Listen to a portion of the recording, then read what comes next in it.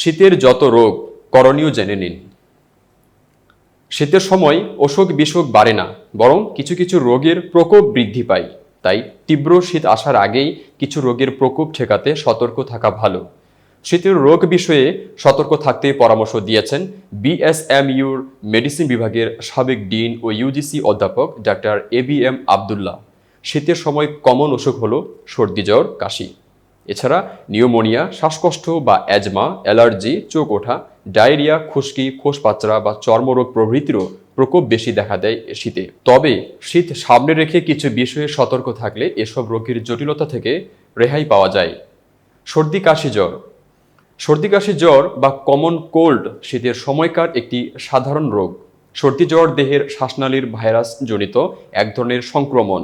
ঋতু পরিবর্তনের সময় এ রোগ বেশি দেখা যায়। রোগ প্রতিরোধ ক্ষমতা যাদের কম তাদের এ রোগ বেশি হয়। হাঁচি কাশির মাধ্যমে এসব রোগ একজনের শরীর থেকে অন্যজনের শরীরে ছড়ায়। সর্দি জ্বর হলে প্রথমে নাকে ও গলায় অস্বস্তি লাগে, হাঁচির হয়, নাক দিয়ে অনবরত পানি ঝরতে থাকে, নাক বন্ধ থাকতে পারে, মাথা ব্যথা, মাথা ভারী বোধ হওয়া, শরীর ব্যথা, জ্বর, গলা ব্যথা প্রভৃতি উপসর্গ দেখা যায়।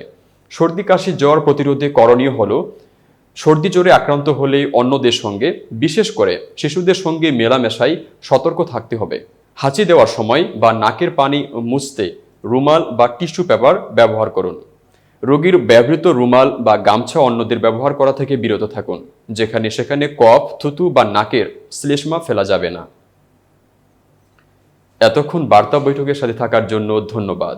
নতুন নতুন তথ্য ও সংবাদ পেতে বার্তা বৈঠকের ইউটিউব চ্যানেল, ফেসবুক পেজের সাথেই থাকুন।